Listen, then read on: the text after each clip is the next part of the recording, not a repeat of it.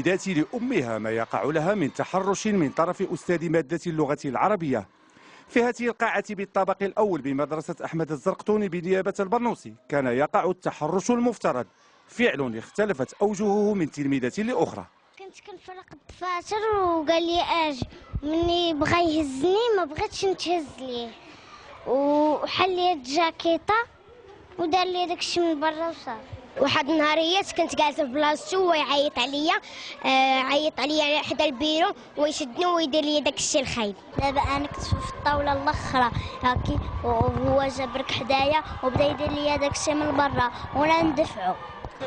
جمعية آباء وأولياء التلاميذ دخلت على الخط لتظهر 5 حالات في اليوم الأول تتهم الأستاذ بالتحرش. وصلت لك عنده حتى القسم، قلت له أستاذ كاين واحد 5 ضحايا موجي لك واحد التهمه انك تحرش بهم داخل القسم، اش كتقول في هذا؟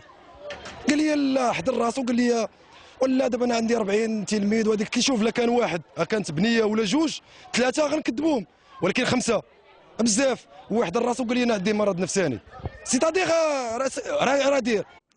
صباح اليوم أغلقت أبواب المدرسة لساعتين لإجراء تحقيق داخلي على مستوى نيابة البرنوسي من طرف لجنة تم تكوينها للبحث في التهم الموجهة للأستاذ. تم توقيف المعني بالأمر المتهم بالتحرش الجنسي، توقيف احترازي إلى غاية إنهاء البحث والتقصي في النازلة.